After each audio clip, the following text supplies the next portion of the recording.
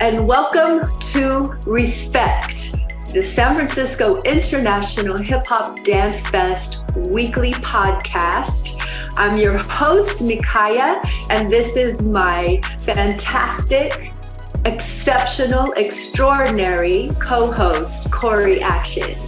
Peace, Mikaya. Thank you for having me. Absolutely. I'm honored to have you.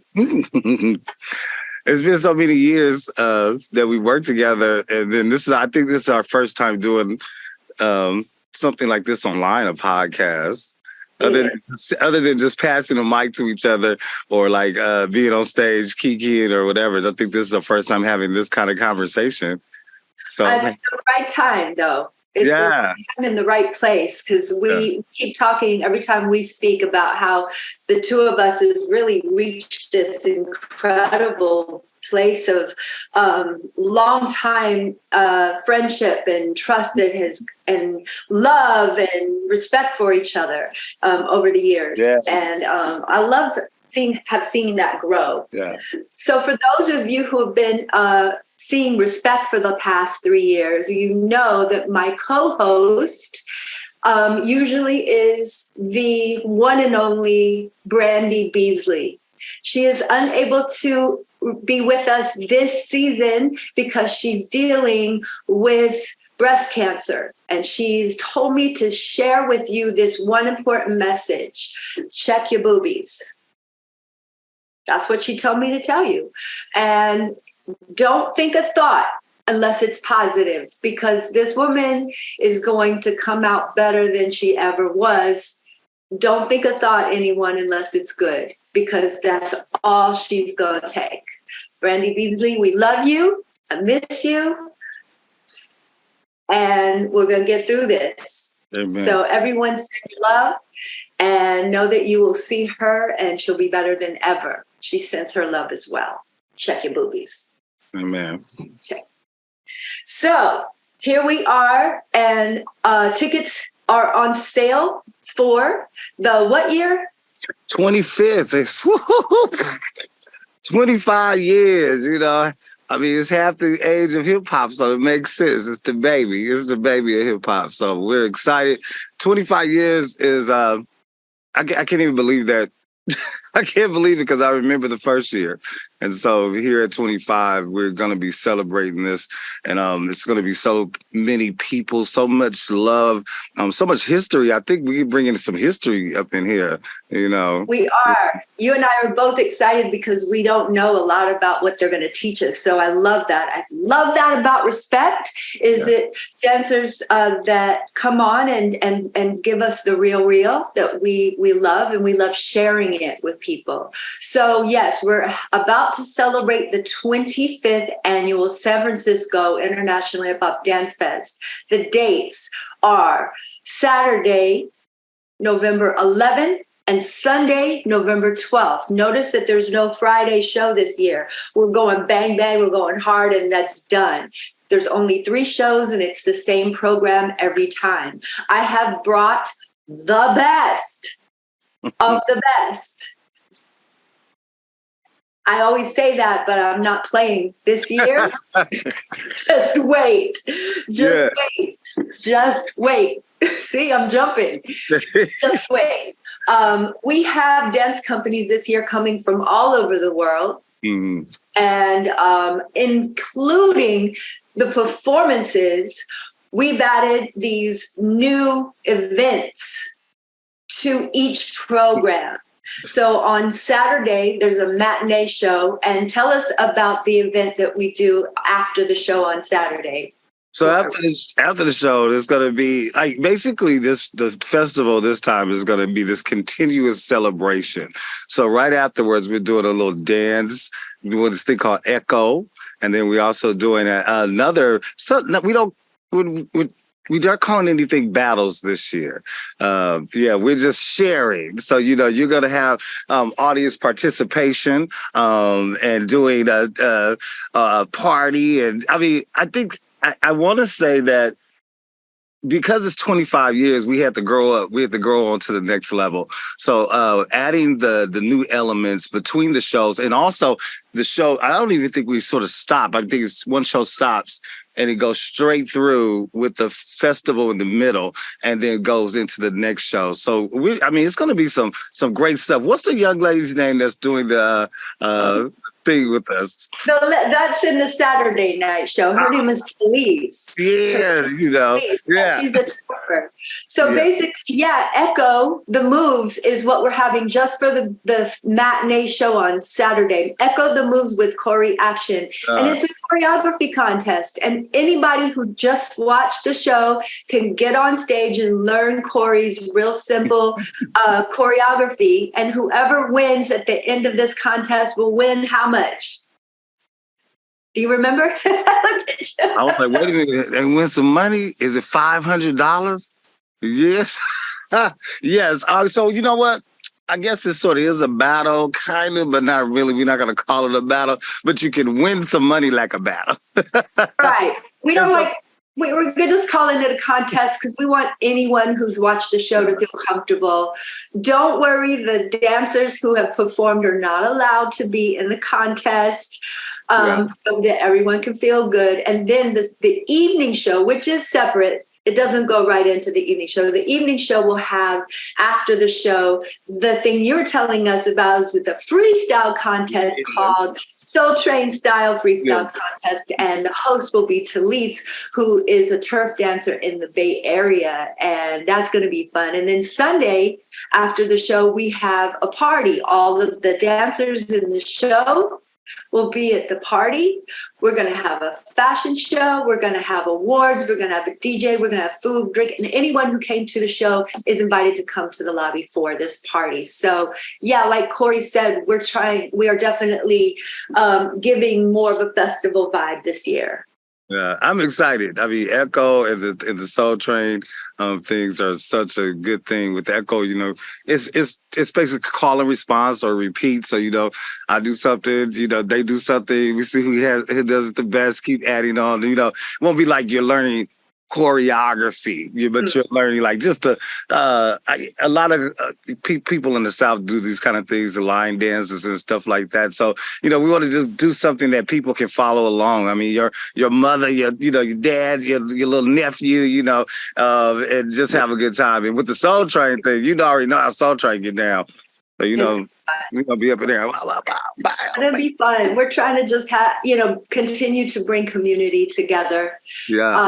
Also, last year, those of us that were here and celebrating the first time back since pandemic, we were worried that we weren't going to survive because pandemic wiped all of our funds. And so last year was like this revolutionary epiphany year that we were like, we survived. We're going to make it to 25. And thank you to so many of you that kind of wrapped your arms around the festival and said, I got you. I'm going to do everything I can to make sure that you survive. You're that important to the arts community of the Bay Area and what you're doing. And for that, we're trying to show out and really give you the best, 25.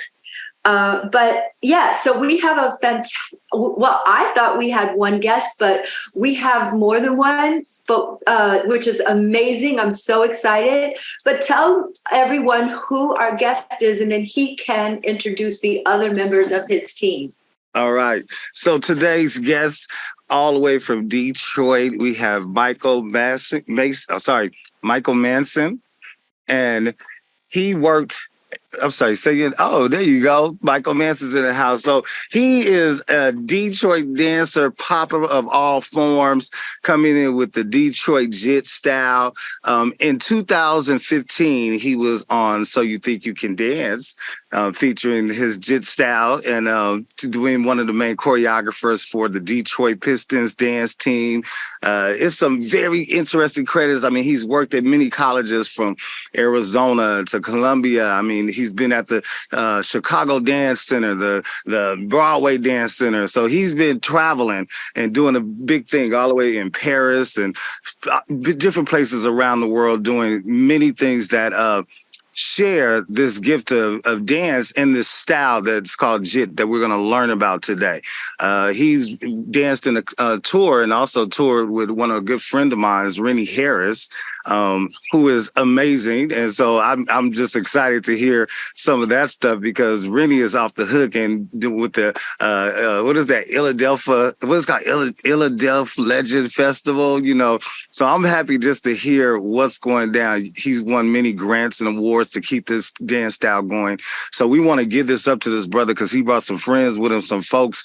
Obviously, he's a leader and a teacher because he said earlier to us that he wanted to share his platform with his other folks. So, Michael, come on in, introduce yourself and your friends again, and we are happy to have you from Detroit. Bring it in, bro. Bring it in. Thank you, brother. Peace. Well, thank you for the introduction. I appreciate that. And I appreciate y'all allowing my team and I to be on this platform. It's very, very, very, very important that we push the culture of JIT down the right route and make sure this dance doesn't die out because it's a very old dance, right? The dance was started in the 70s, 1970s. So for us to be here many years later, many different generations from people from different backgrounds is also a blessing. So thank you. Yeah.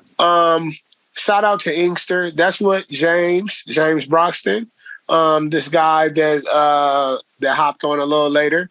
James, you can show your face. He is one of the people that started with me. It was a very at first I was on my own journey and I was kind of stepping away from crew. He told me, this man right here told me that I was trying to fit in. I was trying to figure myself out in the dance industry. And this man was like, hey, bro, you don't have to figure out or you don't have to try to fit in with everyone or do everything that everyone does. You can just do what you do and you'll be able to fly. And so he's been a person that was, everyone want to make it seem like they got there on their own, but I know that's not true. Even with me being a teacher and teaching them how to dance, I know that they would been a motor behind my back and, helping me go the right route about it, the culture. Gabrielle McLeod. Gabby, show your face. Fred, be careful, sit down. Gabby. Mm-hmm. Gabrielle, another special person to me. She is also one of my first students. I've been knowing Gabby since I remember when I first seen Gabby. Gabby was like in fifth grade and I was in sixth. Gabby watched, she can literally tell you a rundown of watching me grow. I finally got a chance I started teaching Gabby when Gabby was like 17. But she started taking it real serious in her 20s. And since then, we done fell out, had our ups and downs, but through it all, just like if y'all dancers and y'all got students, y'all know how it is. Through it all, when I look to my right and my left, she still is going to be right there. And she's the queen of JIT. She's phenomenal. She's won grants as well. She is, she's hard. She's my headache, but but that's my dog right there. But I have to introduce her because this was her idea to get in this festival, and I appreciate you, Gabby, for believing in it and seeing the beauty and rhythm of the feet, and saying that, hey, we should push it forward. So and take it to San Fran. So thank you for that, Gabby. Last but not least, Leilani, Karuta Nika. This is the first lady of JIT. When Gabby was doing her Queen of JIT thing, Queen of JIT, Gabrielle, we found a young lady that really was very passionate about the art and for footwork. We call her New Energy because when that new energy came, she motivated us all. She even motivated Gabby because Gabby was so upset. She's like, man, I need a girl. All this masculine energy, I'm getting bullied. Now she bullying Lily. Ain't that something?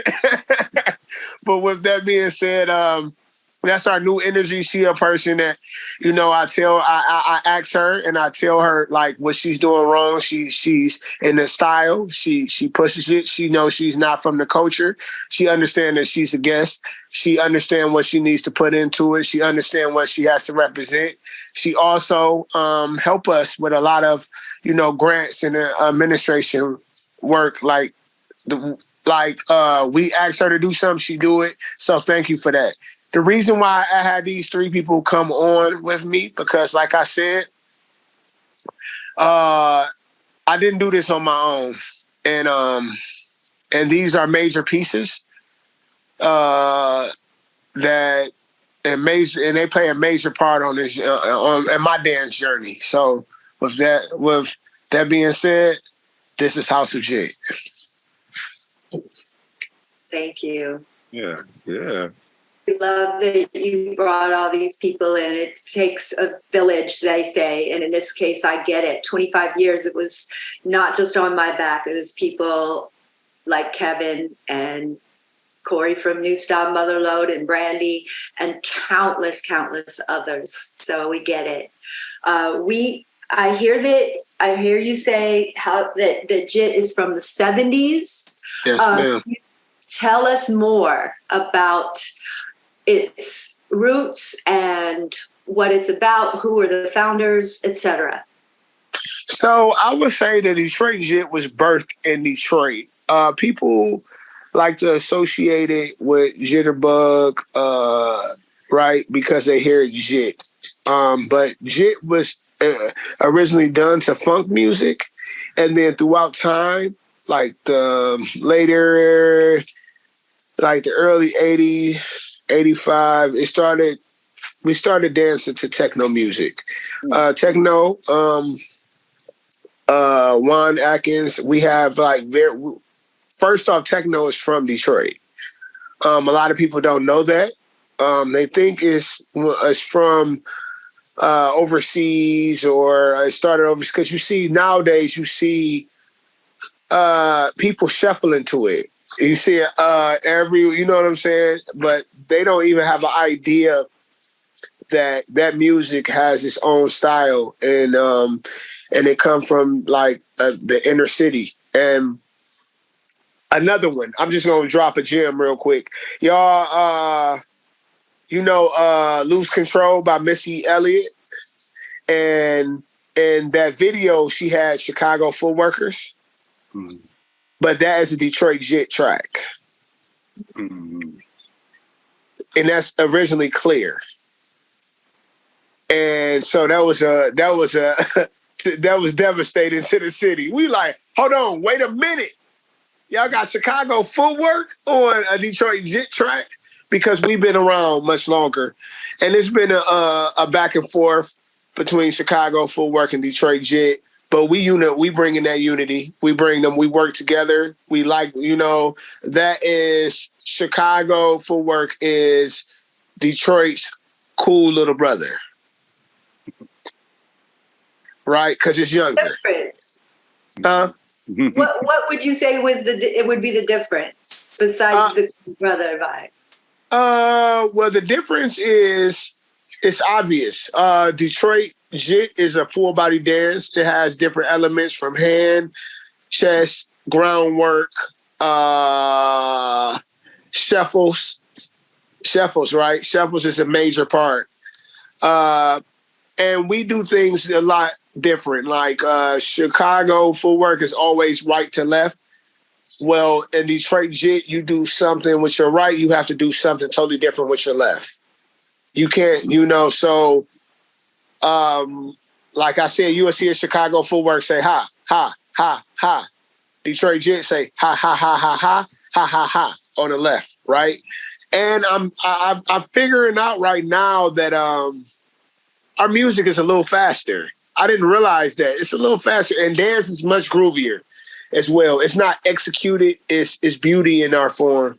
You have to, it's angles, it's beauty, Not to say it's not beauty in all dance. I'm just saying we care less about moves and more about form. So, yeah. Okay. I like that. So when you're doing the steps, is it traveling or is it more in a space? Are you in the space or are you moving? Well, I'm gonna answer it and I'm gonna let someone else answer it too. Well, Detroit JIT is just like every other dance. When we're on stage, we must travel. When we are around, we must travel. It brings a different element. What will be done in one place, stationary, looks different once you're moving, right? And in Detroit JIT, we don't like to look like we're doing the same thing over and over again. So it's very much so a traveling dance as well when you're skilled and you understand dance. Who else want to answer that? Gabby?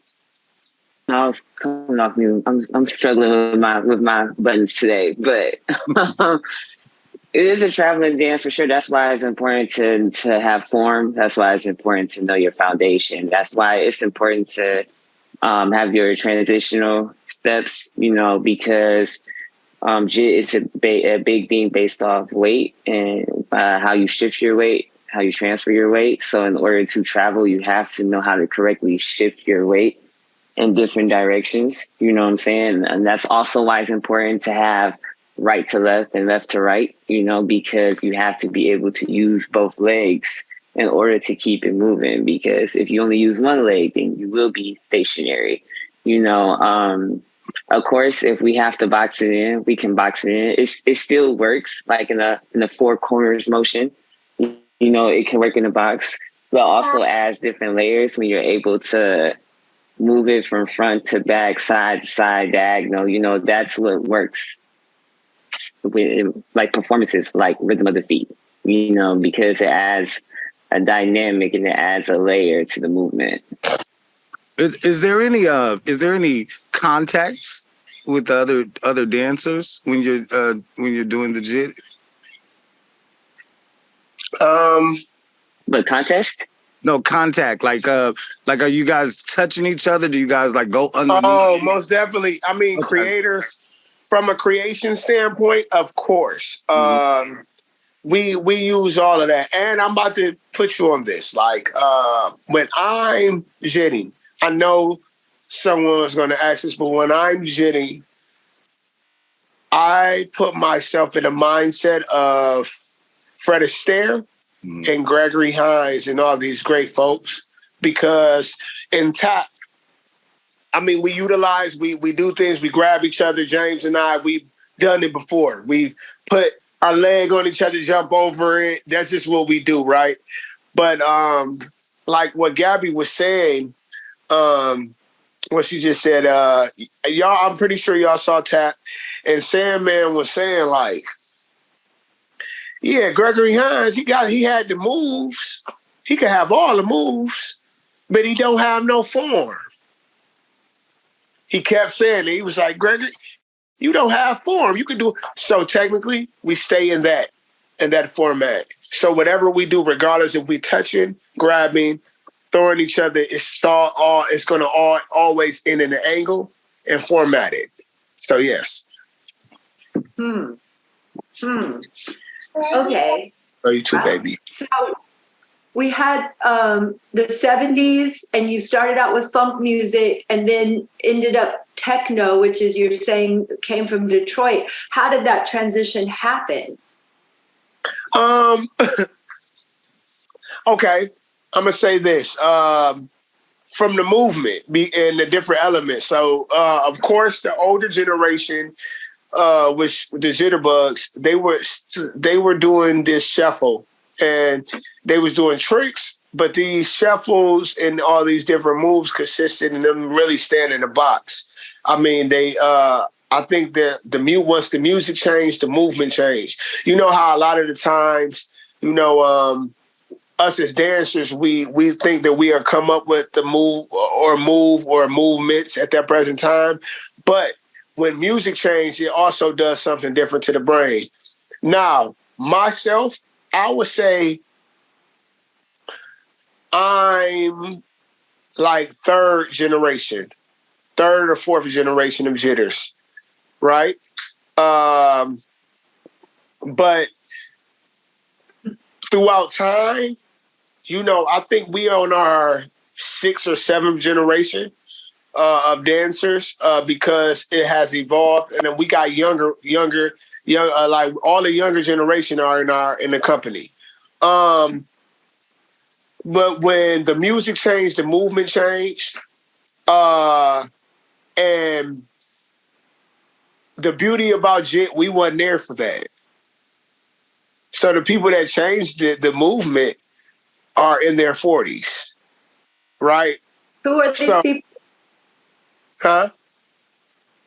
Who are some of the founders? Some of the founders. So we have the Jitterbugs. We have Mad Dancers. Mad Dancers are they're a little under the generation of the Nicholas Brothers, but not the Nicholas Brothers, the Jitterbugs. The style we do are from Mad Dancers. Although we use elements from Jitterbugs, but Mad influenced us. And Dream Team is the next generation after Mad. But Dream Team also have members from Mad Dancers.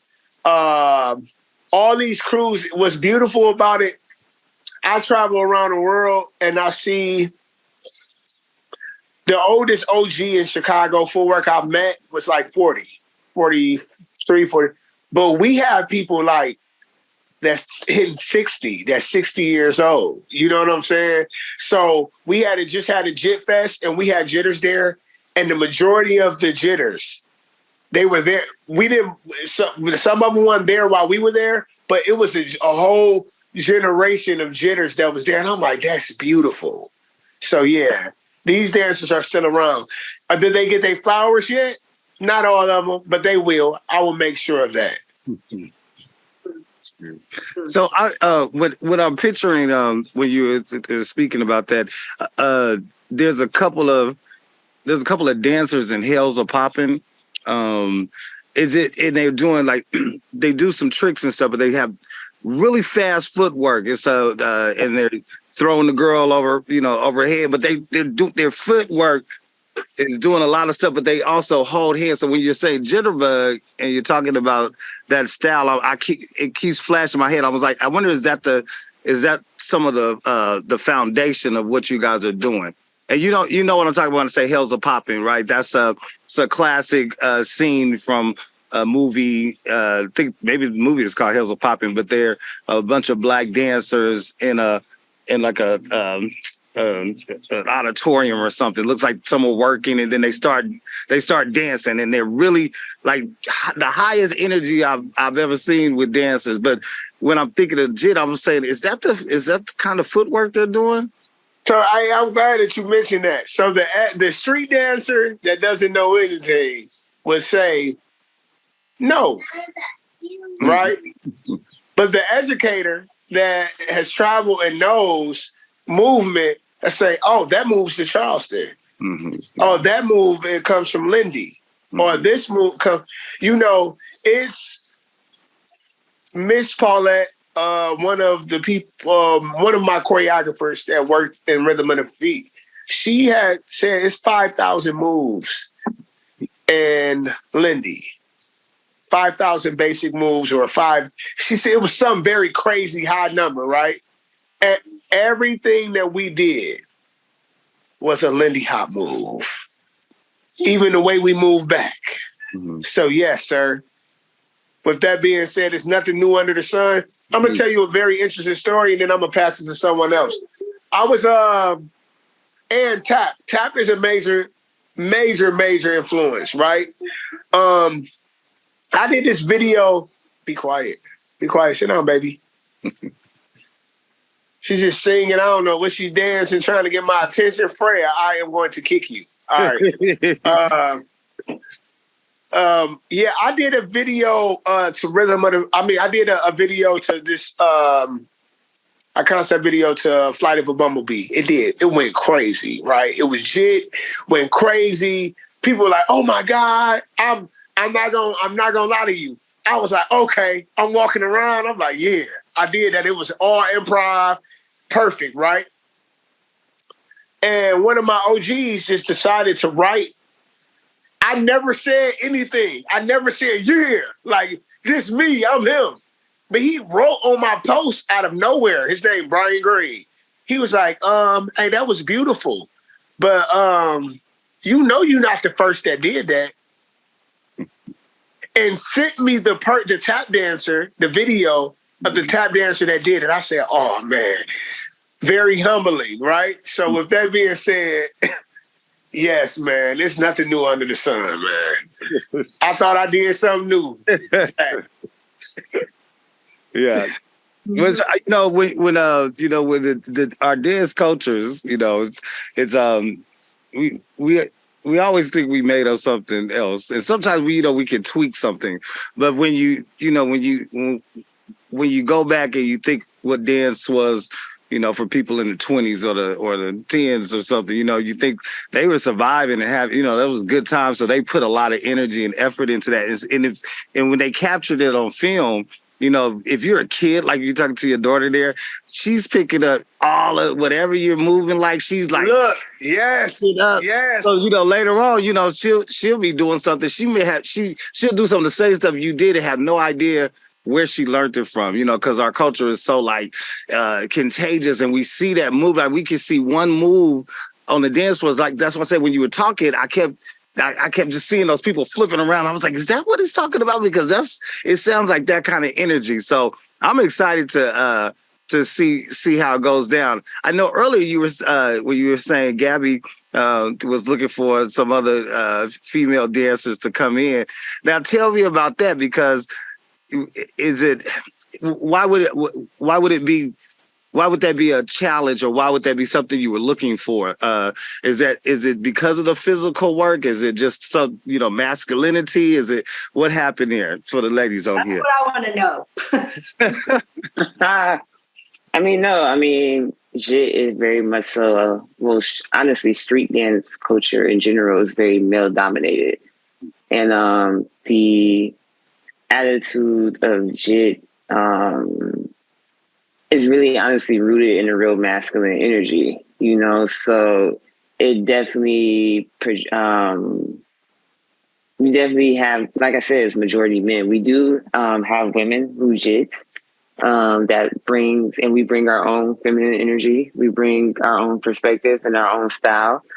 But, I would say that if we had to go off percentage wise, JIT is 90% male, and 10% women on a good day, on a real good day, So I think when you're engaging in something like this, it's cool. I danced with just the guys it was like that for years, It was a little, interesting at times because, it's a lot of testosterone, it's just there. But, and guys will be guys, not in a bad way, but, it was the guys' club. So I'm just trying to get in where I fit in, And I'm like, hey, y'all need to bring it down a notch. I'm a little bit more sensitive, But then, I'll get back with them. But I will say that I just think in general, representation is important, So that's honestly, I will say, speak for myself, it's like something that's, a motivation for me, because I remember there was like a window where I might have been maybe the only woman that was active at one point. I think this was like right before I really started learning, So, you have a group of young girls that learned, they're in this thing, JIT Masters, and this is a group of young girls, but even for them, if they didn't see people like myself, if they didn't see people like Lily, they would never even, probably picture themselves jitting, So I think it's very important that, when you're aspiring to do something that you are able to look at a reflection of yourself to let you know what's possible, and I think that's the reason why I really push the way I do, because if they don't see someone like myself doing it, they won't think they can do it, So I remember like when I started jitting, like even if they weren't in my crew, it was still good to see other women jitting. And I think a lot of times when you're in male dominated spaces, because you're a woman, they try to automatically make it a competition. I remember when Lily first came on the scene, I would see people post things trying to do like a comparison. And I used to be like, honestly annoyed by it, because I'm like, why does it even have to be like that? You know what I'm saying? Like, both can exist. You know what I'm saying? It doesn't have to be just one woman that's this. And then now it becomes a competition of who replaces the woman at the top spot, da da da da da. You know what I'm saying? Both can just exist. We can just be women that just jitting. It doesn't have to be the who's the best contest. So that's honestly like we had like an event yesterday, and I wanted to make sure the ladies got out there. And when we had a cypher, and honestly, that's why I go about stuff the way I do, because I personally am not a fan. I mean, don't get me wrong, JIT is a battle. JIT is a competitive sport. You know what I'm saying? So, like, don't get twisted. At times, it's going to be about the battle aspect. You know what I'm saying? But in general, I just more so want to have an environment where it doesn't have to be looked at as some weird competitive edge in a situation when it's not that. You know what I'm saying? When it's time to battle, it's time to battle. When it's time to decipher and do your thing, it can be that. It don't have to be all the extra stuff. So that's why I said, it's good and to have women. And also, we've had lately, different people that want to learn and different students that want to come because they see multiple women in the crew. They see myself, they see Lily, they see, some of our young ones, and they see that it's an environment where they can feel comfortable and come in, and it makes them interested in learning. So it's creating a culture of more women wanting to jit. And we had a ladies piece and Rhythm of the Feet, which is very important because they need to see that, So I think it's just more so about creating a space where women feel comfortable being in a culture like this, So, yeah. Nice. Yes. Like that. So you were saying that when you also were talking about battle, I was going to ask: is this a dance mostly about the battle part, or is it more of the presentation, or is it a social dance? Like where would it fit in there? So I'm gonna say something, and then I'm gonna have one of them say something because they face is too straight for me. So so with that being said, it can be all of it. I may walk up on James or even Gabby and hold their hand, and I might let them just get off. And then it's like an exchange of energy because they feel my strength, or that I may feel their strength, and we can use each other to bounce off and pass things around. And then we move around, right? And then it could be battling. It can be battling, and then it can be showcase. What you see and Rhythm of the Feet and things that we're presenting, like from an art standpoint or artsy standpoint, we're presenting, right? I don't like to put dance and dance in general in a battle or performance category, because we could say breaking is battling, right? And it's true. Breaking could be battling. But you see capoeira, and capoeira is straight community. It's like communicating in community and sound and transfer of energy. That's what that is. That's what, and I feel like that's what movement is about in general. Conversation is like 80% nonverbal, right? So we speak about things and we do things without saying it. And I feel like that's what dance is in general. Next. Lily.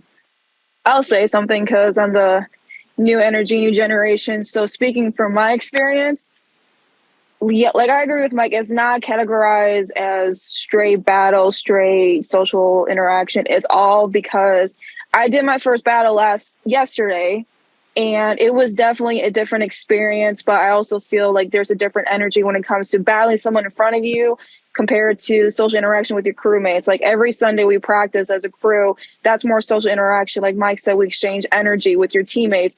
Doesn't matter how you look, it's more how you exchange one another with your teammate while still keeping that format of form. It can be like at a party, it can be at the JIF Fest, it can be at someone's basement. That's all social interaction. But when it comes to battling, yes, it's more of that aggressive towards another teammate, but at the same time, it's still a dance style. It's a vibe. It's fun at the end of the day. It's nothing to like, all right, Jit looks very aggressive. It's all battling. No, it can be categorized into anything different. So I'm learning all the different aspects of Detroit Jit within this last 5 years. But there's always a change in different energies. But at the same time, there's one straight dance style, nothing categorized or distinguished from anything else from any other dance styles. I like that too. Is it because I'm trying to picture would your mama dance do jit? Like, would she dance, or like the kids do? Like, is it something that everyone can do, or is it something like for instance, like with breakdancing, a certain time it's like, okay, I'm not going down there. I'm like, because I don't want to go down there no more, So, but is jit like that? Does it have that level of like, okay, you gotta have this much power behind her, or you expect to? Okay, I'm about to answer.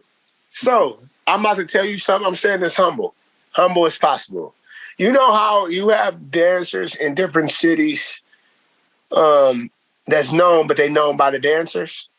They known by the dancers. They known by the choreographers. They known by in Detroit. A jitter is a rock star. You know why jitters are rock stars out here? If you know, because this dance don't belong to us. It belongs to the community. If someone hears the music, if we walk outside, we on Joy Road, we on 7 Mile, we on wherever, and you hear the music, somebody gonna say, hey, and you gonna see, they may not even be dancers, but they know how to hit a jit move, they know how to hit a bisco, they know how to hit girl dancing. It's a culture. It's everything you see in the backyard with barbecues. You will see older folks. You will find out like your mom know how to do the movement. You like, what? Or your uncle will show you like, you've been knowing how to do this all this time? Yeah. Yes. It's so here, it's a culture. It's a way of life here. It's not pointed toes. It's a way of living here. And I even noticed that's different from Chicago, because Chicago, I asked one of my people a little bit, I say, do y'all community know y'all? She was like, we know about the dancers, but it's not really like, literally Gabby and I, or even, it's certain people in our crew that we can't go outside. People know who we are because what we're doing for the culture and how big it is. So it belongs to everyone. It don't just belong to the actual jitter. It belongs to the community. Love it. Who piggybacks off of that? James, what you gonna say? Well, I would like to know about what? I was gonna say I'd like to know about the piece that you're bringing to the SF International Hip Hop Dance Fest. Tell us about it. Well, these are pieces that were created on accident. So the if you see, it's one that we did to Black Violin's track. We were sitting in chairs. When I created that piece, my good friend and partner, Mel, that a person that I wish that could make it to the festival, she had hurt her ankle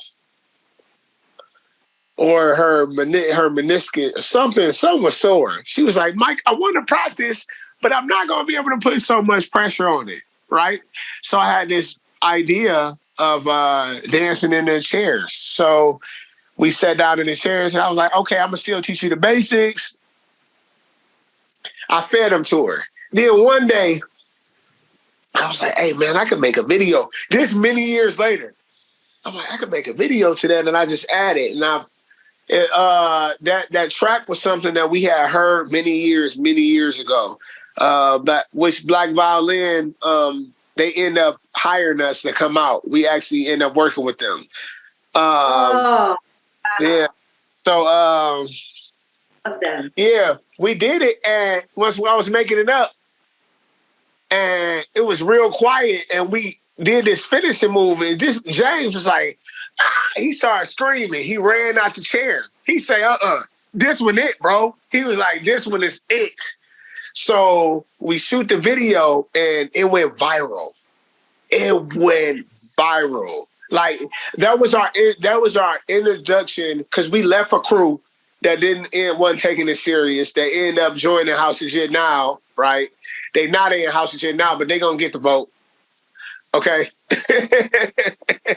But anyways, these are the group that we had to show them that we could do it with 3 people in order for them to be like, okay, let's take it serious now. So that was not only a new beginning, that was all for us, that was also us showing, improving, and now we all back together. So yeah, that's the one show right there. I just wanted to tell you that one.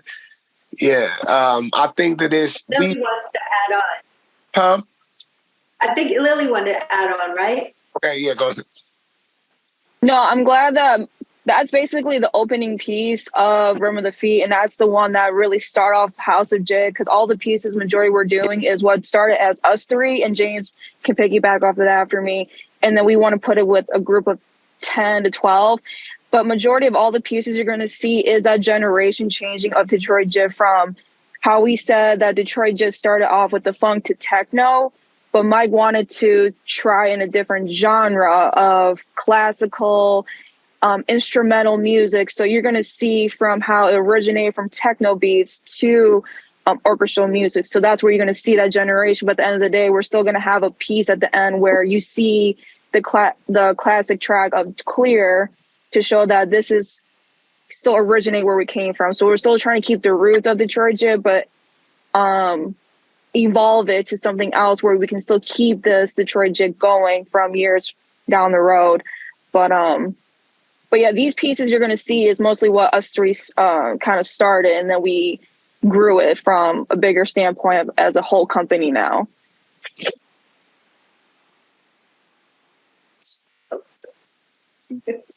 So James, you gonna piggyback? We ain't heard you say that yet. Hello? Oh, okay. Yeah, there you go. Man, I remember when he started, he was like, because Mike been in a lot of places, and every place we've been is like, people is not respecting it, like, as I feel like they should, because Detroit Jig been around for so long. And he was like, you know what? He was like, we need to start doing it to regular music. Because a lot of our ghetto tech music is not relatable in the different settings, depending on the settings it is. So when he started choreograph, like he used to teach us to regular pop music to get our ear different. So then he just went back to what he was doing back then. It was just like, you know what? We should start doing it to classical music. And then after he did Black Violin, it was just up from there. And everything he brought in, he'll bring something to the table. And I was like, I don't hear it. So some of the stuff I just don't hear. And then when he started putting his feet to it, you can start seeing the vision. And then you can hear the music in the feet. And I'm just like, okay, just let this man create. He said he hated Fighter for Bumblebee. He said he hated Fighter for Bumblebee. I hate the song. I hate the song Flight of the Bumblebee. He was like, bro, I'm gonna do a jit video. I was like, nah, I hate that song. And then he was like, can you play the piano in the back? I was like, yeah, I still hate the song though. Then he did, I was like, and seeing it live is completely different. Mm-hmm. Seeing all of the live, and then it's just amazing how we got all bring everything together and for everything that we learned and put it in, because the one main goal was to make JIT known in the genre of dance. Mm-hmm. Not just hip hop. We're talking about ballet, jazz, Lindy, tap. That genre, you know. Yes, about it. We're bringing 10 of your dancers here. Yeah. Yeah. And the piece is called Rhythm of the Feet, right? Yes. And would you say that, Michael, you're the main choreographer for this piece? Yes. We're so excited. I already know, and Corey knows that the Bay Area is going to go crazy for this and give you the respect that you deserve, which is what this has been 25 years about, of just trying to elevate respect for not only dance, but all the different cultures of the umbrella of hip hop and all that encompasses. And here we are celebrating a milestone year, and we're so honored that you are a part of this. Thank you. It's good to. It's definitely great to have Detroit in the house. I'm from Oakland, and growing up, we always there's a lot of families that have. We were growing up. It was called like a sister city, Oakland and Detroit, because there's a lot of the. Yeah, and our accent is the same. Yeah, you notice that? Yeah. So I'm excited to see what the style of dance is, and just feel the vibe there. For me as in hip hop, and I'm just like, okay, yeah, what's the family doing over there? So I'm excited because when you guys are explaining it to me.